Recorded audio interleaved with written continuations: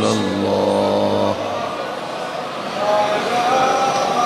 وعلى آلك وأصحابك يا سيدي يا محبوب رب العالمين.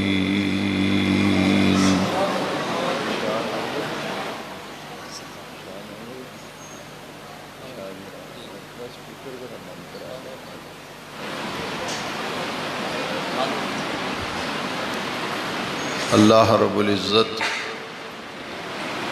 جل مجد الکریم کا شکر ہے کہ رب ذوالجلال نے ہمیں ماہانہ درس قرآن و حدیث کی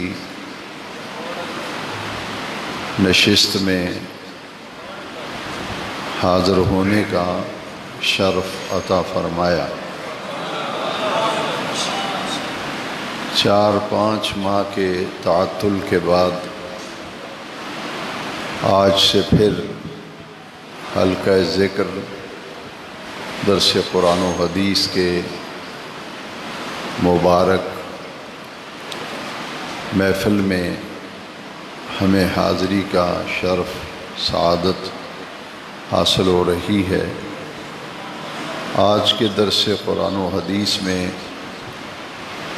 30ویں پارے میں سے سورہ الاعلیٰ کی آیت نمبر 14 اور آیت نمبر 15 تلاوت کرنے کا شرف حاصل کیا گیا.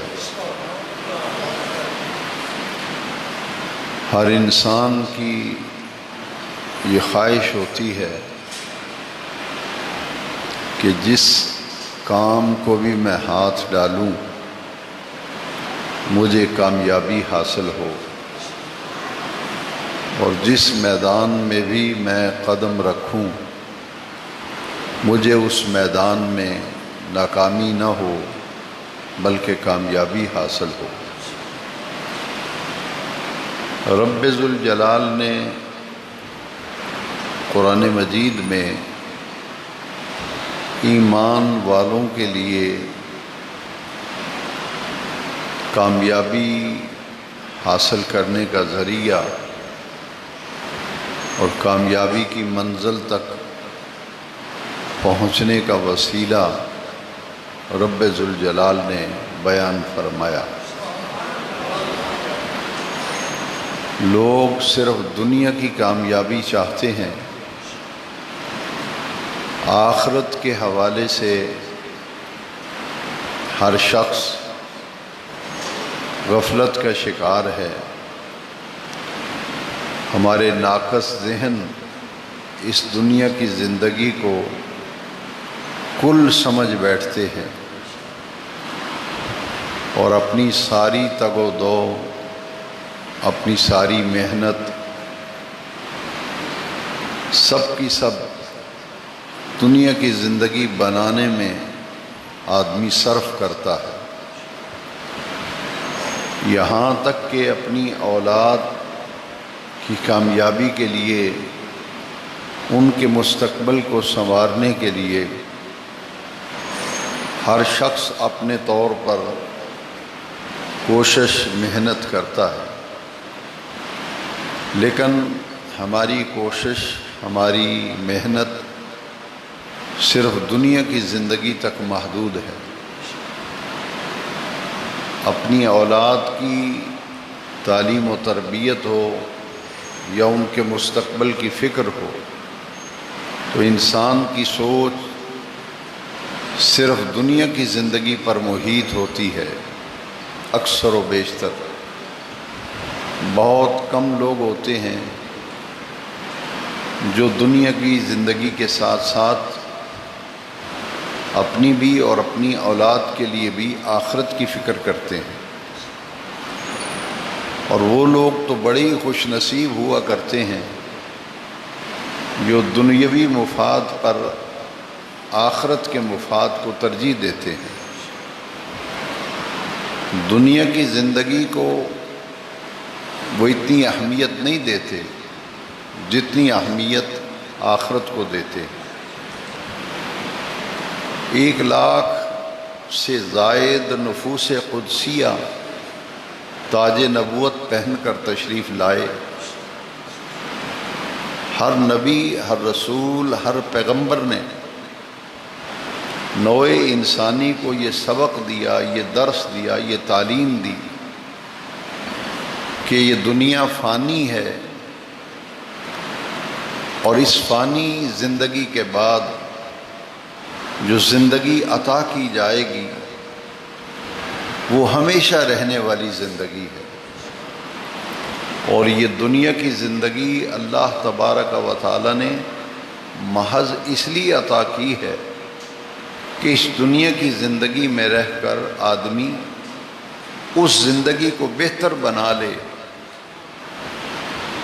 جو زندگی ہمارے مرنے کے بعد شروع ہوگی،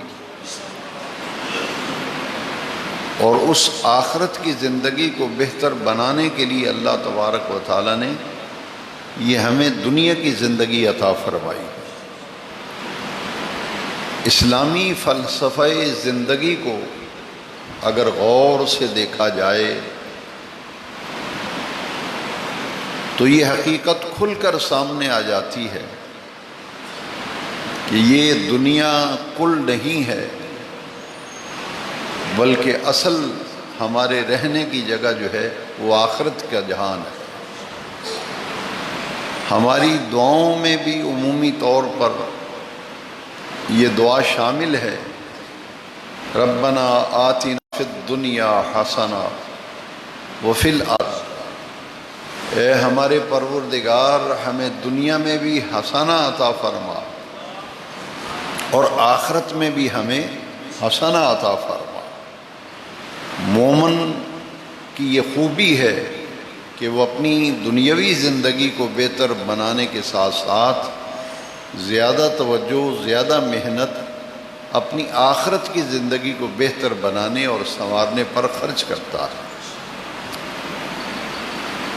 اس آیت مقدسہ میں جسے بطور عنوان تلاوت کرنے کا شرف حاصل کیا گیا، رب ذوالجلال نے ارشاد فرمایا قد افلح من تزکا، تحقیق فلاح پائی اس شخص نے، کامیاب ہو گیا وہ شخص، من تزکا جس نے اپنے آپ کو پاک کیا، جس نے اپنے آپ کو پاک کیا، وذکر اسم ربہ، اور اپنے پروردگار کے نام کا ذکر کرتا رہا، فصلی اور نماز پڑھتا رہا۔ ان دو آیات مقدسہ میں ذرا غور کیجئے، قد افلح تحقیق فلاح پائی، فلاح سے مراد کیا ہے؟ فلاح دنیا اور آخرت کی کامیابی کو کہتے ہیں، دنیا اور آخرت کی کامیابی کو کہتے ہیں، فلاح دارین، دنیا کی بھی کامیابی اور آخرت کی بھی کامیابی اس شخص کے حصے میں آئے گی جس نے اپنے آپ کو پاک کیا، وذکر اسم ربہ، اور اپنے پروردگار کے نام کا ذکر کرتا رہا، فصلی اور نماز پڑھتا رہا۔ اللہ کریم نے یہ ارشاد فرمایا بل تؤثرون الحیات الدنیا، کامیاب تو وہ ہے جس نے اپنے آپ کو صاف ستھرا پاک کیا، اپنے آپ کو تزکیہ اپنا کیا، رب کے نام کا ذکر کرتا رہا، نماز پڑھتا رہا۔ بل تؤثرون الحیات الدنیا، بے نیاز رب نے اسی صورت کی آیت نمبر 16 کے اندر فرمایا بلکہ تم ترجیح دیتے ہو دنیاوی زندگی کو، تم ترجیح دیتے ہو دنیاوی زندگی کو، والآخرۃ خیر وابقیٰ، حالانکہ آخرت کی زندگی جو ہے وہ بہتر ہے اور باقی یعنی ہمیشہ رہنے والی ہے۔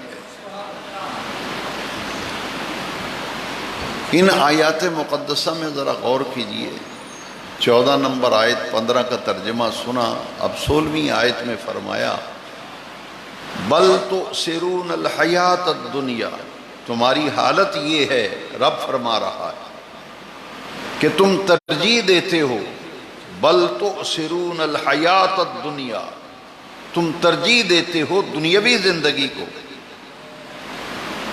حالانکہ چاہیے یہ کہ آخرت کا جہان بہتر بنانے کے لیے ہمیں یہ زندگی دی گئی، تو ہماری کوشش و محنت کا زیادہ حصہ اس کا تعلق آخرت کی زندگی کے ساتھ ہونا چاہیے.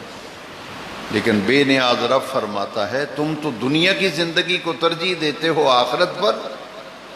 تمہیں اس حقیقت کو سمجھ لینا چاہیے اور اچھی طرح جان لینا چاہیے. والآخرۃ خیر وابقیٰ، کہ آخرت کی زندگی جو ہے وہ بہتر ہے دنیاوی زندگی سے. وابقیٰ، یہ تو ختم ہو جائے گی، یہ تو فانی زندگی ہے، اور وہ زندگی باقی زندگی ہے، ہمیشہ رہنے والی زندگی ہے. ان ھذا لفی الصحف الاولی. اللہ کریم نے اس آیت مقدسہ میں سورہ الاعلیٰ کی آیت میں فرمایا کہ یہ تعلیم جو قرآن دے رہا ہے، پہلے گزرے ہوئے صحیفوں اور آسمانی کتابوں میں بھی یہ تعلیم موجود ہے. صحف ابراہیم و موسیٰ، یہ حضرت ابراہیم اور حضرت موسیٰ کے صحیفوں میں بھی یہ تعلیم ہے. میں پہلے عرض کر چکا ہوں کہ 1,00,000 سے زیادہ نفوس قدسیہ تاج نبوت پہن کر تشریف لائے. ہر نبی، ہر رسول، ہر پیغمبر یہ تعلیم دیتے رہے، یہ درس دیتے رہے، لوگوں کو دعوت دیتے رہے کہ اس دنیا کو کل نہ سمجھ لینا، بلکہ یہ تو فانی ہے، باقی اور ہمیشہ رہنے والی زندگی جو ہے وہ آخرت کی زندگی ہے. جو عقل مند آدمی ہے، ذی شعور ہے، وہ اس حقیقت کو سمجھنے میں اس کے لیے اللہ تعالیٰ نے آسانیاں فرما دی کہ ایک ہے دنیا کی زندگی، ایک ہے آخرت کی زندگی. دنیا کی زندگی اس لیے دی ہے کہ یہاں ایسے عمل کرو، ایسے کام کرو جس سے وہ زندگی سنور جائے جہاں مرنے کے بعد جا کر کے ہمیشہ رہنا ہے. اور اللہ تبارک و تعالیٰ نے فرمایا الذی خلق الموت والحیات لیبلوکم ایکم احسن عملا. موت و حیات کا فلسفہ بھی اللہ تعالیٰ نے بیان فرمایا سورہ ملک کے اندر. الذی خلق الموت والحیات لیبلوکم ایکم احسن عملا.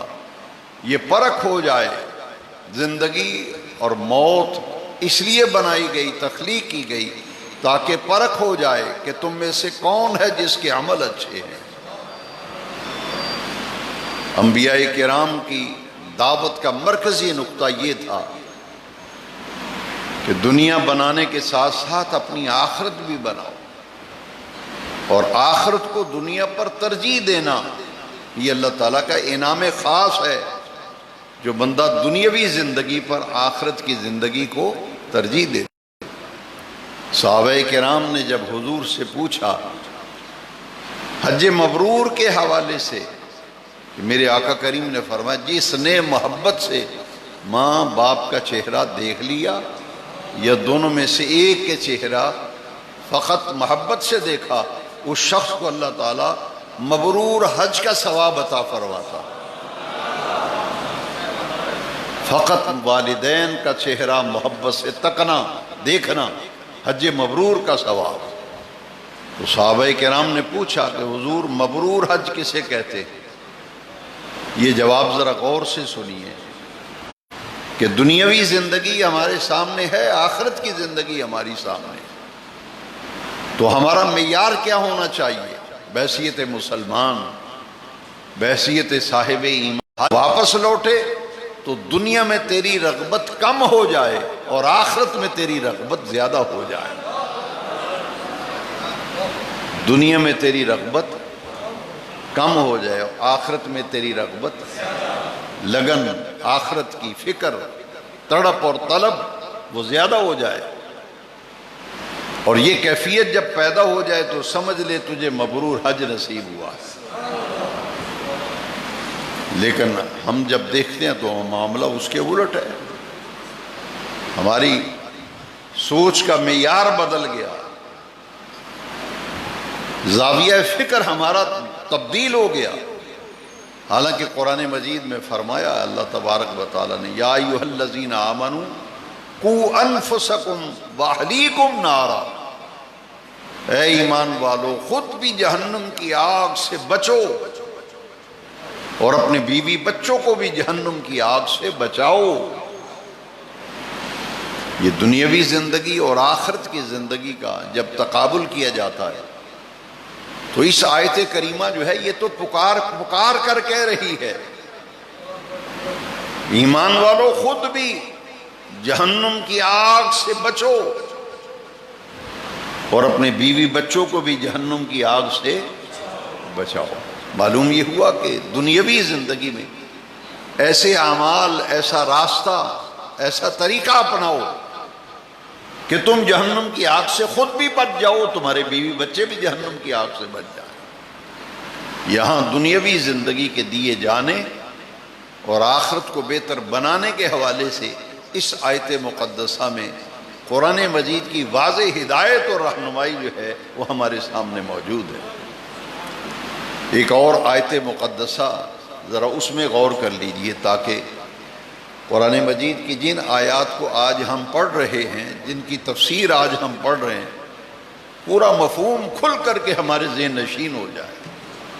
ایک اور مقام پر فرمایا انما اموالکم واولادکم فتنہ، تمہارے مال، تمہاری اولاد یہ تو تمہارے لیے بہت بڑی آزمائش ہیں۔ مال بھی آزمائش، اولاد بھی آزمائش۔ مال ملا ہے، آدمی آزمائش میں پڑ گیا، اولاد کی نعمت سے اللہ نے نوازا ہے، آزمائش میں پڑ گیا۔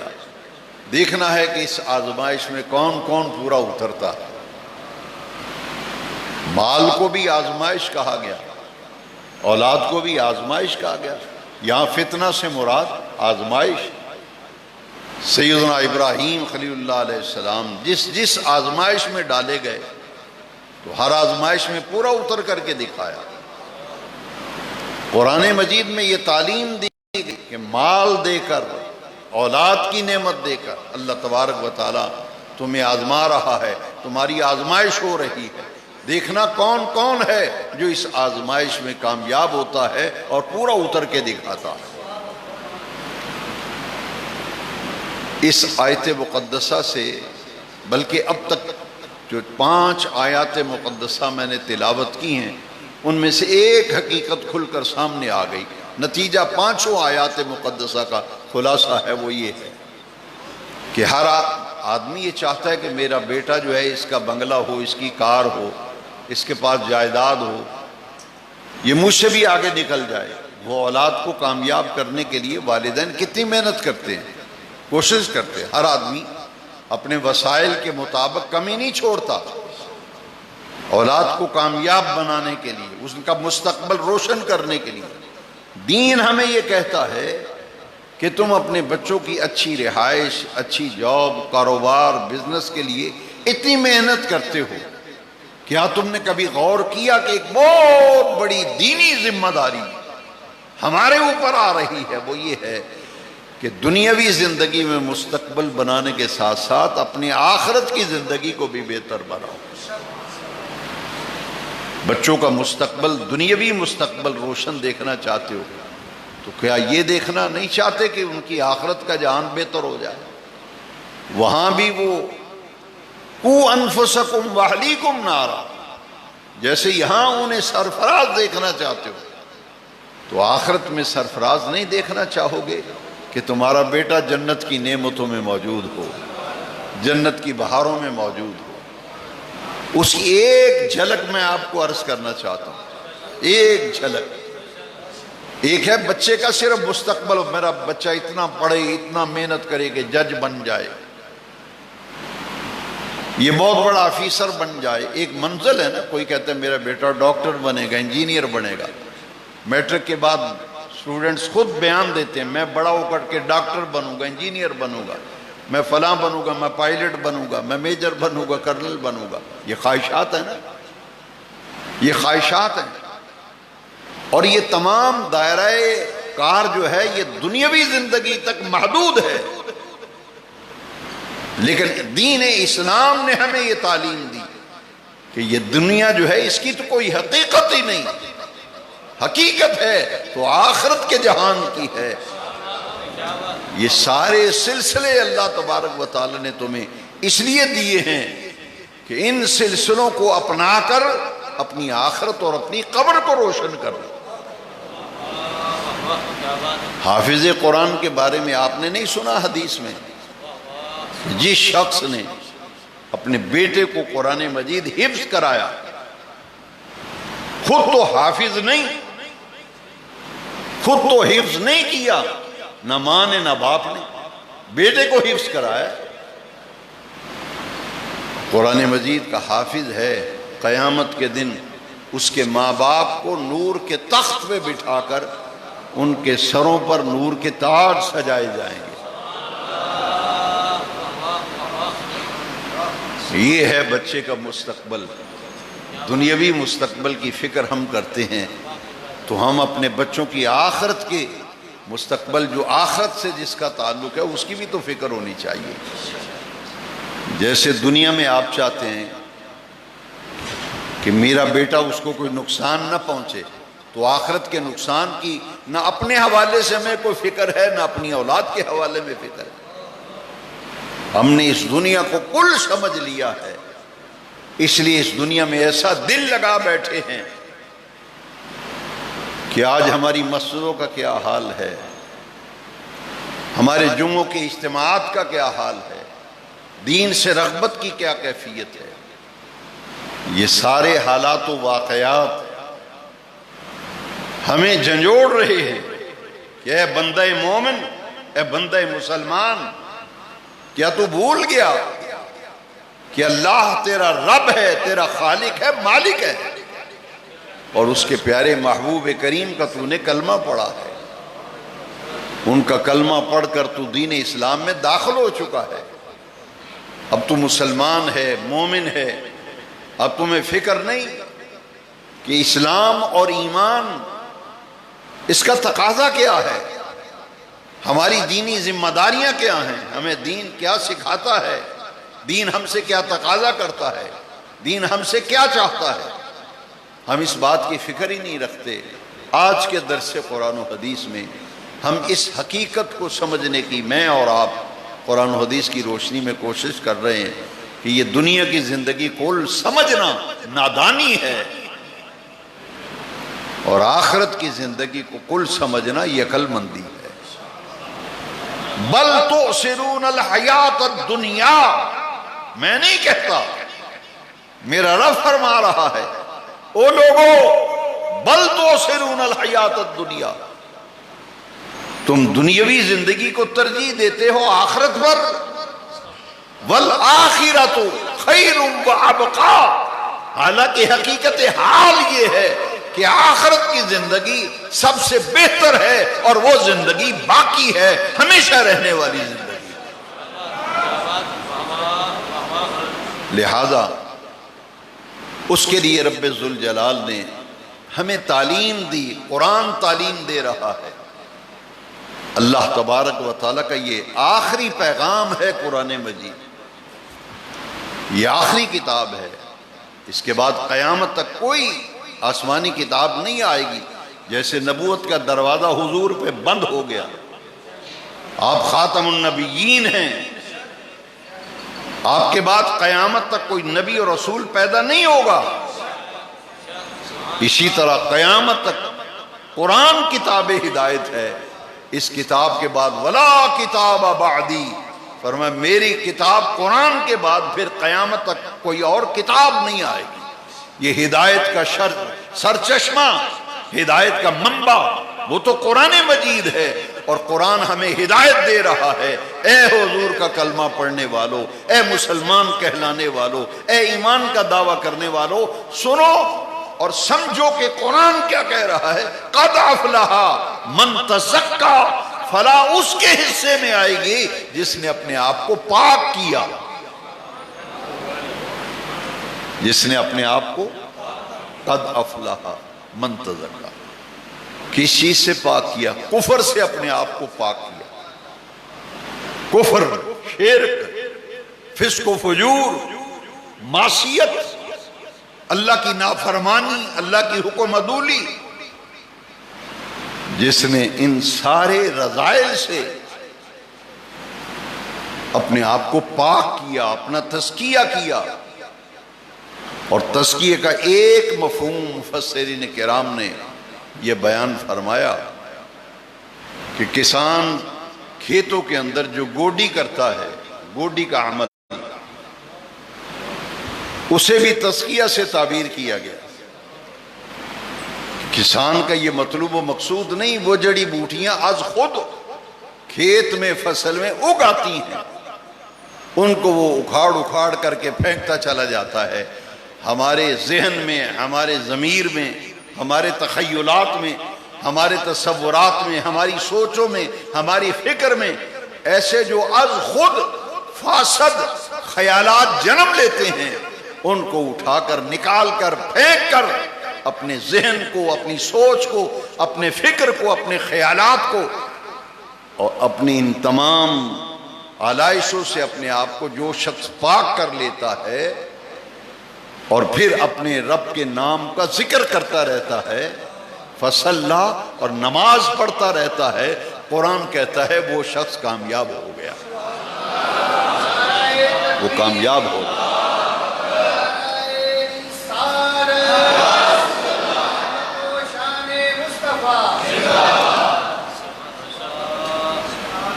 صرف مسلمان ہونا اور مسلمان کہلانا یہ کافی ہوتا تو قرآن یوں نہ فرماتا، پھر قرآن یوں نہ فرماتا یا ایھا الذین آمنو، اے ایمان کے دعوے دارو، اے ایمان کا دعویٰ کرنے والو، ادخلوا فی السلم کافہ، پورے کے پورے اسلام میں داخل ہو جاؤ۔ آدھا تیتر آدھا بٹھیر یہ نہیں چلے گا۔ قرآن کہہ رہے ادخلوا فی السلم کافہ، پورے پورے اسلام میں داخل ہو جاؤ، کیونکہ اسلام مکمل ضابطۂ حیات ہے،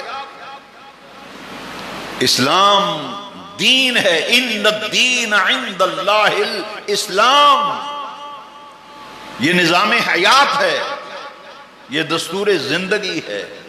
دین ہم سے یہ تقاضا کرتا ہے کہ ہم مکمل طور پر دین اسلام میں داخل ہو جائیں۔ ادخلوا فی السلم کافہ، اسلام میں پورے پورے داخل ہو جاؤ۔ قد افلح من تزکا وذکر اسم ربہ فصلی، اپنے آپ کو پاک کرو۔ ہمارا رزق جو ہے اس کو پاک کرنے کی ضرورت ہے، روزی کو پاک کرنے کی ضرورت ہے، گھر کے ماحول کو پاک کرنے کی ضرورت ہے، اپنی سوسائٹی اٹھنا بیٹھنا، اپنے تعلقات، اپنے معاملات، ان سب کو آلائشوں سے صاف کرنا، یہ ہماری دینی ذمہ داری ہے۔ ادخلوا فی السلم کافہ قد افلح من تزکا، یہ زکوٰۃ کا لفظ کیا ہے؟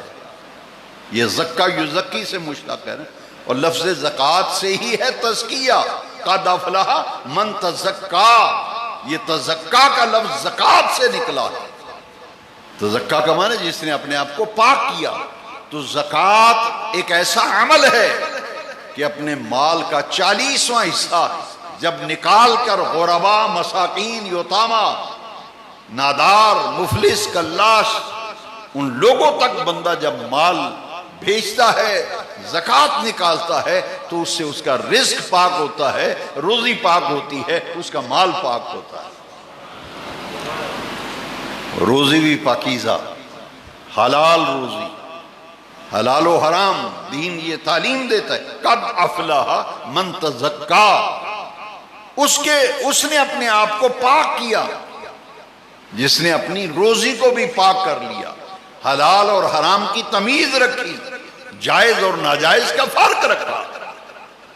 اور جب حلال اور حرام کی تمیز ہی اٹھ جائے، یہ معلوم ہی نہیں کہ یہ حلال ہے یا حرام ہے، جائز طریقے سے آ رہا ہے ناجائز طریقے سے، ہم نے یہ سوچ بنا لی بس آنا چاہیے، جائز طریقے سے آئے تب بھی قبول ہے، ناجائز طریقے سے آئے تب بھی قبول ہے، حلال ذرائع سے آئے تب بھی قبول ہے، حرام ذرائع سے آئے تب بھی قبول ہے.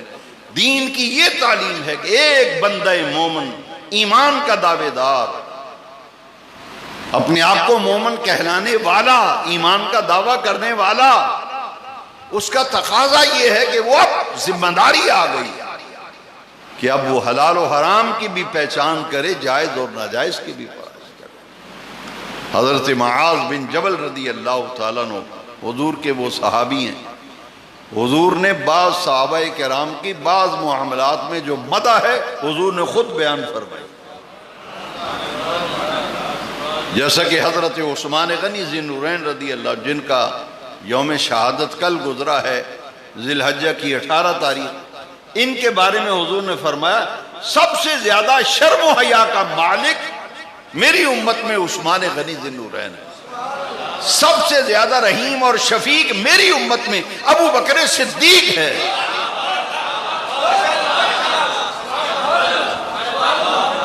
اور دینی معاملات اور قرآن اور اسلام کے معاملات میں شدت سے عمل کرنے والا عمر فاروق اعظم ہے.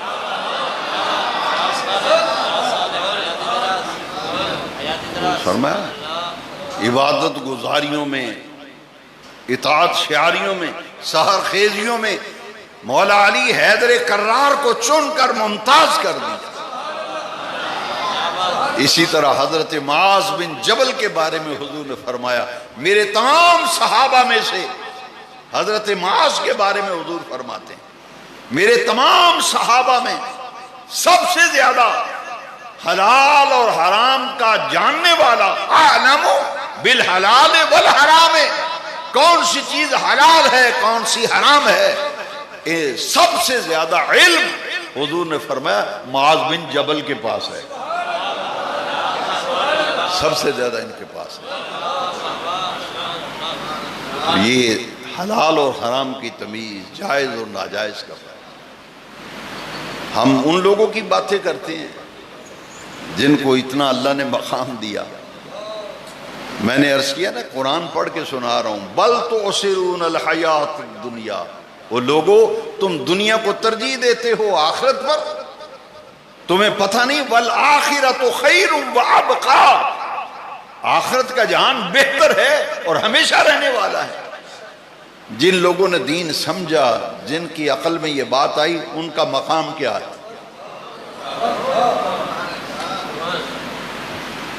حضرت امام احمد بن حنبل کا آپ نے نام سنا ہے نا، مجتہد تھے، مجتہد. 4 ہی فقہ ہیں، حنبلی، شافعی، مالکی اور حنفی.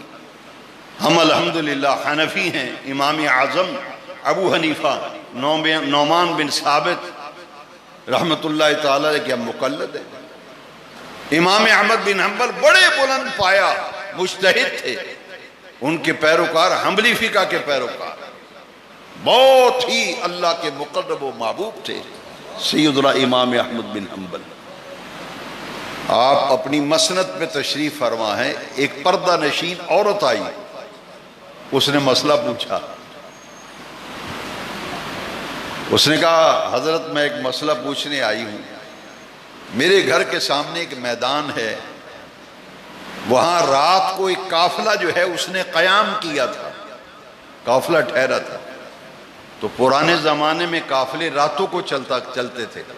حدیث شریف میں آتا ہے نبی کریم علیہ السلام اکثر و بیشتر، دن میں تو گرمی بہت زیادہ ہوتی تھی، اونٹنیوں پہ سفر ہوتا تھا، حضور اکثر و بیشتر رات کو سفر فرماتے، ساری رات سفر جاری رہتا تھا. وہ پردہ نشین خاتون کہتی ہے کہ میرے گھر کے سامنے ایک میدان ہے، وہاں رات کو ایک قافلہ ٹھہرا تو قافلے میں قندیلیں ہوتی تھیں، ہر اونٹنی پر ہودج ہوتا تھا اور اس میں سوار ہوتے تھے، راستہ دیکھنے کے لیے قندیلیں بھی روشن ہوتی تھیں ہودج میں۔ تو وہ قافلہ جب ٹھہرا نا تو قندیلیں روشن تھی، قندیلیں۔ تو وہ خاتون مسئلہ پوچھتی ہے کہ میں سوت کاٹ رہی تھی کہ میرے چراغ کے اندر تیل ختم ہو گیا، چراغ بجھ گیا، تو میں نے پرائی روشنی میں سوت کاٹا ہے۔ ذرا غور سے سننا، سمجھنے کی کوشش کرنا۔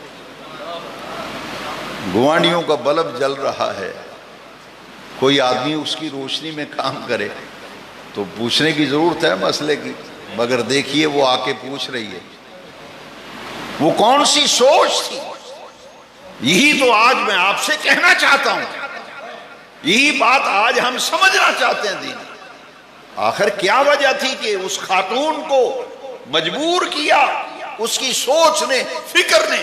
پوچھتی ہے، اے امام احمد بن حنبل، پرائی روشنی میں کاٹا ہوا سود، اس کی کمائی میرے لیے حلال ہے یا حرام ہے؟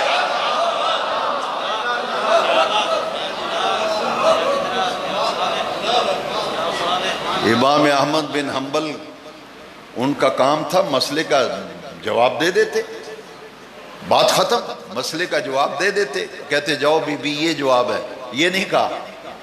ان کے پاؤں تلے سے زمین نکل گئی، انہوں نے کہا مسئلہ بعد میں بتاؤں گا، پہلے یہ بتا تو ہے کون؟ مسئلہ تو بعد میں بتاؤں گا، پہلے یہ بتا کہ تو ہے کون؟ انہوں نے کہا حضرت یہ کیوں پوچھتے ہیں، آپ کا کام ہے مسئلہ بتائیں، میں جو بھی ہوں۔ فرمایا نہیں، آخر کو بات ہے تو مسئلہ پوچھنے آئی ہے، یہ بتا تو ہے کون ہے۔ وہ خاتون خاموش ہو گئی نا، تو امام احمد بن حنبل نے کہا لگتا ہے تو بشر حافی کی ہمشیرہ ہے۔ آئے وہ تو پردہ نشین خاتون تھی، دستانے بھی سیاہ رنگ کے، جرابیں بھی سیاہ رنگ کی، پورا لباس پردے میں تھا۔ پوچھا تو ہے کون؟ اس نے کہا جی یہ کیا ضرور، مسئلہ بتائیں۔ فرمایا نہیں بتا تو ہے کون۔ جب وہ خاموش ہوئی فرمایا لگتا ہے تو بشر حافی کی ہمشیرہ ہے۔ خاتون کے بھی آنسو آ گئے، جب آنسو آئے تو اس نے کہا حضرت مجھے مسئلہ بتا دیجئے۔ فرمایا باقی سب کے لیے حلال ہے، تیرے لیے ناجائز۔ باقی سب کے لیے پرائی روشنی میں کاٹتے ہوئے سود کا معاوضہ لینا، پیسے لینا ہر ایک کے لیے جائز ہے، پر تیرے لیے یہ تقوی کا جو اعلیٰ معیار بشر حافی کو عطا کیا گیا تھا، تیری سوچ بتاتی ہے کہ تو جائز اور ناجائز، حلال و حرام تو بہت اونچا درجہ ہے نا، یہاں تو جائز و ناجائز کا فرق پوچھا جا رہا ہے، میرے لیے جائز ہے ناجائز ہے۔ تو یہ سوچ کب پیدا ہوئی؟ تب پیدا ہوئی جب دنیاوی زندگی پر اپنی آخرت کو ترجیح دی تھی۔ دنیاوی زندگی پر آخرت کو ترجیح دی۔ جیسے آج ناقص العقل اور کم فہم لوگ یہ کہہ دیتے او جی اگے ویکھیا جائے گا جا، یہ تو بھائی آگے تو دور کی بات ہے، یہ تو موت کے وقت ہی نتارا ہو جائے گا، وہ قبر کی منزل تو بعد میں آئے گی، موت کے وقت پتہ چل جاتا ہے، موت کے وقت پتہ چل جاتا ہے۔ دین ہمیں یہ چاہتا ہے کہ ان کی آخرت اچھی ہو جائے، یہ جہنم کی آگ سے بچ جائیں۔ 1,00,000 سے زیادہ پیغمبر نبی رسول آئے اس لیے کہ دنیا کے لوگ جہنم کی آگ سے بچ کر اللہ کے انعامات کا مستحق ہونے کے لیے، جنت کی بہاروں میں پہنچنے کے لیے اس راستے پہ آ جائیں جو اللہ کا راستہ ہے، جو اللہ کا راستہ ہے۔ اور اللہ تبارک و تعالیٰ نے اپنی ہدایت کے راستے پر لانے کے لیے نبیوں، رسولوں اور پیغمبروں کو بھیجا تھا، یہی دعوت لے کے آئے تھے۔ کو انفسکم واہلیکم نارا، دنیاوی زندگی کو کل نہ سمجھو، دنیا میں ایسے رہو جیسے مسافر خانے میں رہا۔ بڑے بڑے اولیاء و صوفیاء کے واقعات، اگر میں نے ان کا تذکرہ شروع کر دیا تو بات دور نکل جائے گی۔ تمام اولیاء کاملین دنیاوی زندگی اس طرح گزارتے تھے جس طرح آدمی ریلوے اسٹیشن پر مسافر خانے میں بیٹھتا ہے۔ اب تو شاید ریل پہ سفر کرنے کا بڑا عرصہ ہوا، موقع ہی نہیں ملا۔ زمانہ طالب علمی میں جب بڑے طویل سفر میں نے کیے تبلیغی دوروں میں، تو وہاں بڑے اسٹیشنوں پر ایک کمرہ ہوتا تھا مسافروں کے لیے، وی آئی پی روم بنا ہوتا تھا، وہاں بیڈ بھی لگا ہوتا تھا، کرسیاں بھی تھیں کہ ٹرین آنے تک یہاں آرام کر لیں لوگ۔ آرام گاہ اس کا نام تھا، وہاں بیڈ بھی لگا ہوا ہے، کرسی بھی پڑی ہے، صوفہ بھی ہے، واش روم بھی ہے، ساری سہولتیں ہیں، پنکھا بھی لگا ہوا ہے۔ لیکن کتنی دیر ٹرین آئی ہے تو ان سے فائدہ اٹھا رہا ہے۔ جیسے ہی ٹرین آتی ہے وہ اپنے بیگ اور سارے بکسے وغیرہ سنبھال کر کے اس پہ سوار ہو جاتا ہے۔ صوفیاء فرماتے ہیں بس دنیا کی زندگی مسافر خانہ ہے، اور جو صاحب ایمان لوگ، دنیا سجن المومن، دنیا مومن کے لیے قید خانہ ہے، دنیا مومن کے لیے قید خانہ ہے۔ اللہ کے ولی جو ہیں وہ جب دنیا سے جاتے ہیں تو بڑی ان کی شان ہی نرالی ہوتی ہے۔ کیوں؟ اس لیے کون کہتا ہے کہ ولی مر گئے، قید سے چھوٹے اپنے گھر گئے، قید سے چھوٹے۔ یہ تو امتحان گاہ ہے بھائی۔ اموالکم و اولادکم فتنہ، یہاں تو آزمائشوں میں پڑے ہوئے ہیں۔ دیکھنا اولاد کی خاطر حلال حرام کی تمیز نہ ختم کر دینا، جائز و ناجائز کا فرق نہ ختم کر دینا۔ یہ کیسی اولاد سے ہمدردی ہے کہ ان کو نماز کے لیے بھی نہ اٹھائیں، نماز کے لیے بھی نہ کہیں۔ ویسے تو ان کے لیے کتنی کتنی ٹیوشنیں رکھی ہوئی ہیں، رات بھر بیٹا جاگتا رہتا ہے، محنت کرتا ہے، اور نماز کے لیے پھر نمازی کون بنائے گا؟ حضور نے فرمایا 7 سال کا بچہ ہو نمازی بناؤ، 10 سال کا ہو جائے نماز نہ پڑھے تو سزا دے کے نمازی بناؤ، ڈانٹ ڈپٹ کرو، گھیر گھار کے اس کو سمجھا کر کے بجھا کر کے آخرت کی فکر یاد کرا کے کہ مومن کی سب سے بڑی ذمہ داری 5 وقتہ نماز ہے۔ اس سے بڑی کوئی ذمہ داری نہیں، اس سے زیادہ کوئی ڈیوٹی و فریضہ نہیں۔ تبھی تو فرمایا قد افلح من تزکا وذکر اسم ربہ فصلی، فلاح اس کے حصے میں آئے گی جس نے اپنے آپ کو پاک کیا، اپنے رب کا نام ذکر کرتا رہا، فصلی اور نماز پڑھتا رہا۔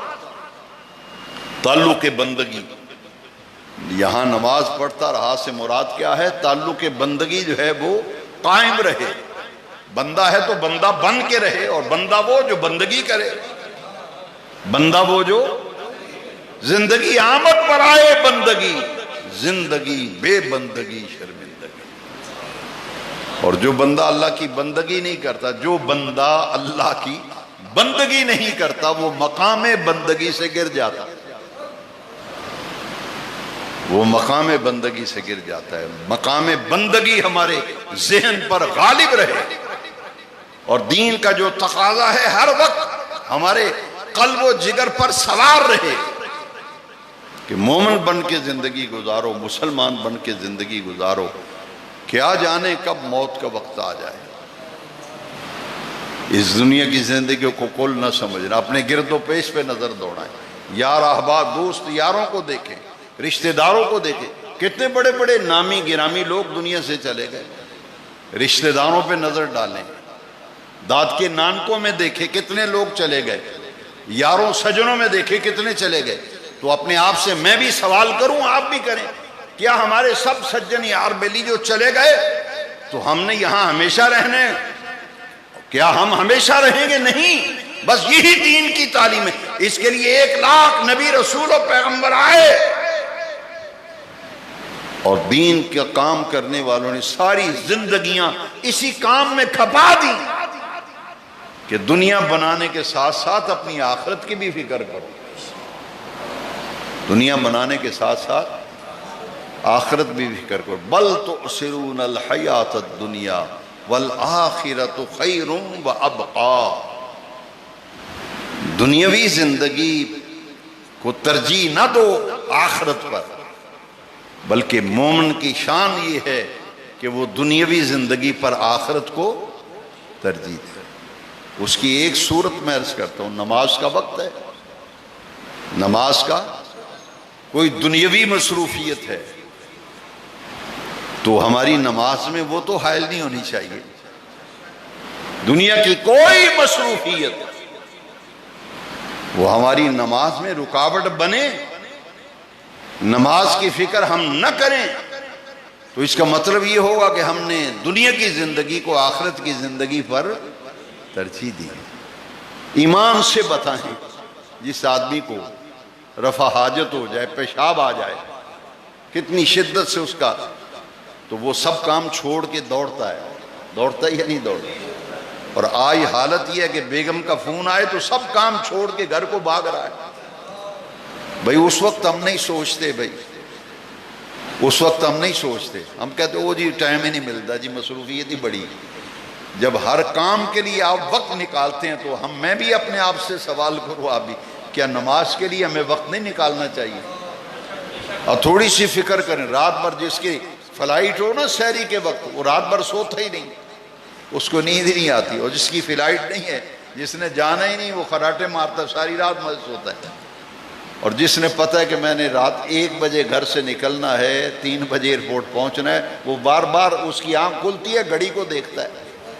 میرے والد گرامی رحمۃ اللہ علیہ فرماتے تھے فکر ہونا تو سب کام ٹھیک ہو جاتے ہیں. فرماتے ہیں ایک آدمی نے کہا جی صبح اٹھا ہی نہیں جاتا نماز میں. فرمایا فکر کرو تو اٹھا جائے گا.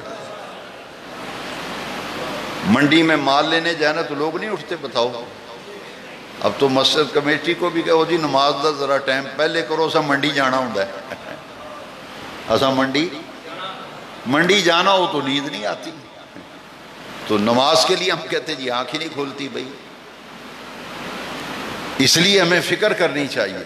یہ دین کا پیغام ہے.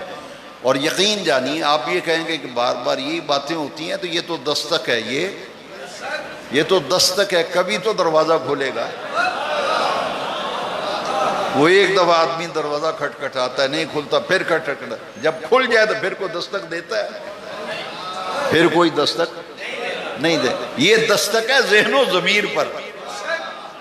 یہ بیانات، یہ خطبات جمعہ، یہ درس قرآن، یہ ذہن و ضمیر پر دستک ہے کہ جس اللہ کے پیارے محبوب کا کلمہ پڑھا ہے وہ آقا کریم قرآن لے کر آئے.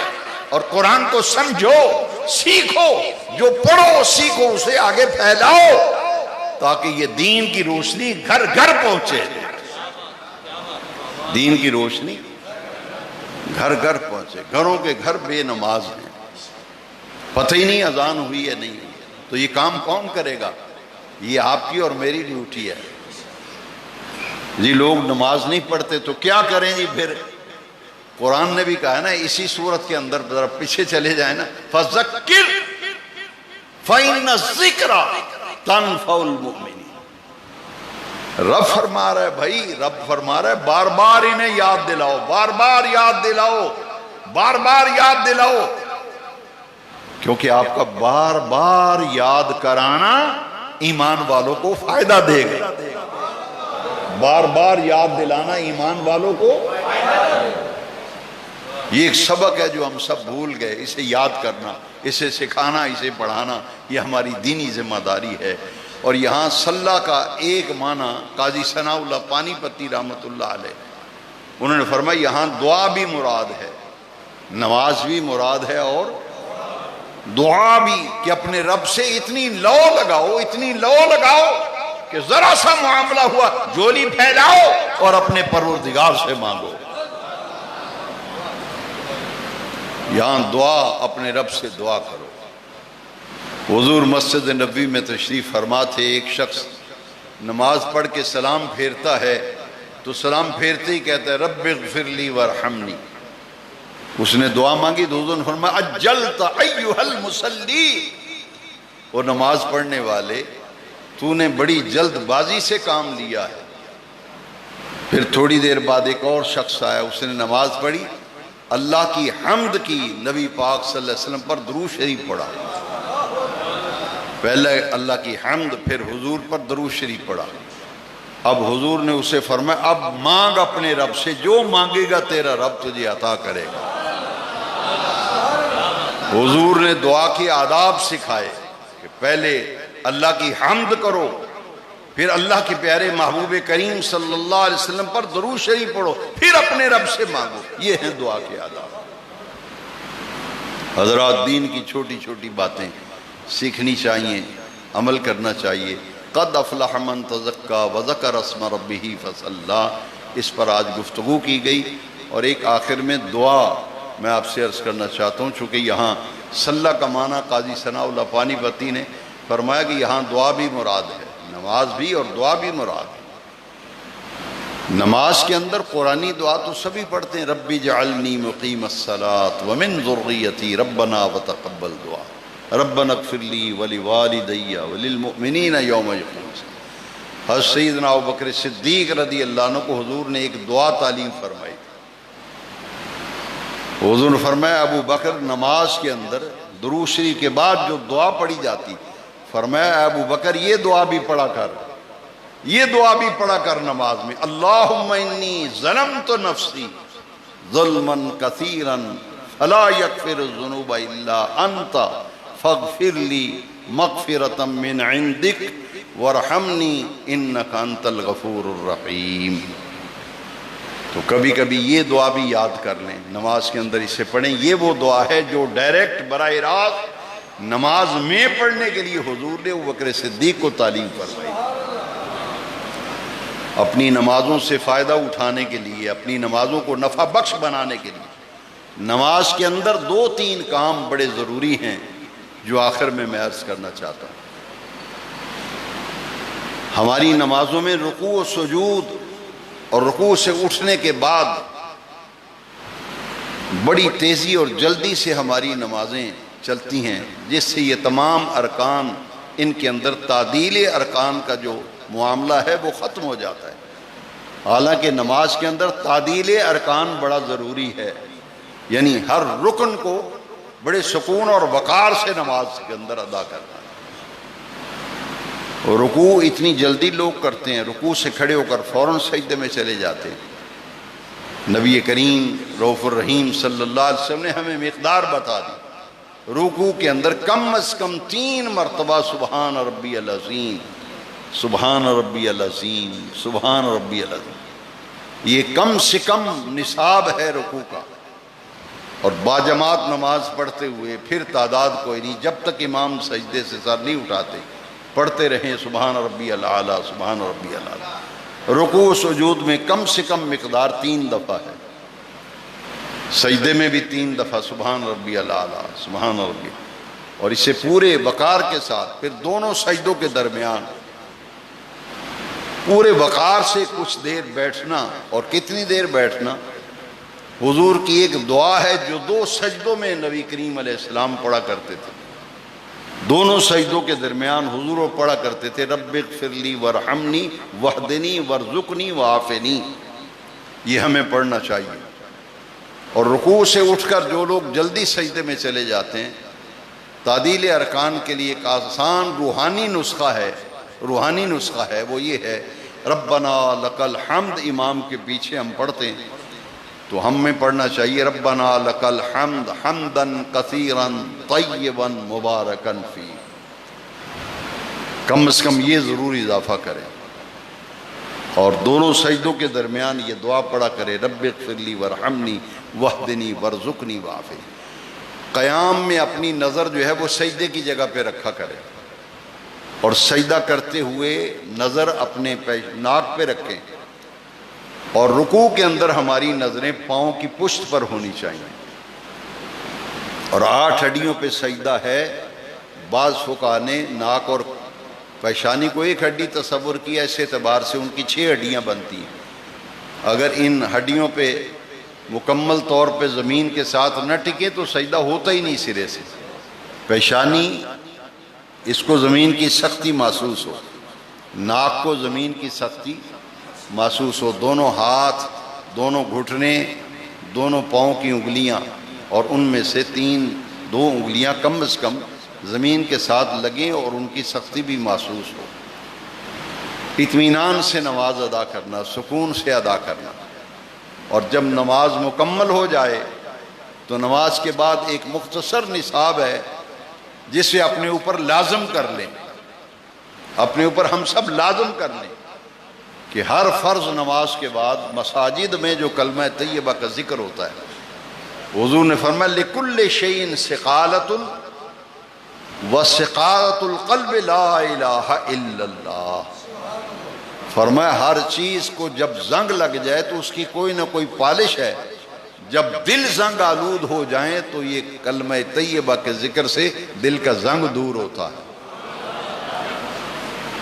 تو یہ نماز کے بعد کلمہ طیبہ کا ذکر جب ہو جائے تو پھر ایک مرتبہ پڑھیں اللہ اکبر، اور 3 مرتبہ استغفر اللہ استغفر اللہ استغفر اللہ، اور 1 مرتبہ آیت الکرسی.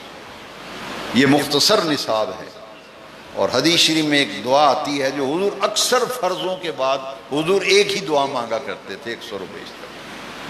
دیگر دعائیں بھی حدیث شریف میں مذکور ہیں، مگر یہ دعا کثرت سے اللہم انت السلام ومنک السلام تبارکت یا ذا الجلال والاکرام. یہ دعائیں ہمیں یاد کرنی چاہیے. جس ذوق و شوق سے نماز پڑھیں گے انشاءاللہ اتنا ہی کیف ہوگا، اتنا ہی سرور حاصل ہوگا. اپنے رب کریم کی بندگی میں اپنے آپ کو دے دو اور بندہ بن کے زندگی گزارو، تاکہ ہماری وہ زندگی ثمر جائے جس زندگی کے لیے عرش والے رب نے ہمیں یہ زندگی عطا فرمائی. اللہ تعالیٰ مجھے اور آپ کو عمل کی توفیق عطا فرمائے. ہلکا ذکر ہوگا اور اس کے بعد انشاءاللہ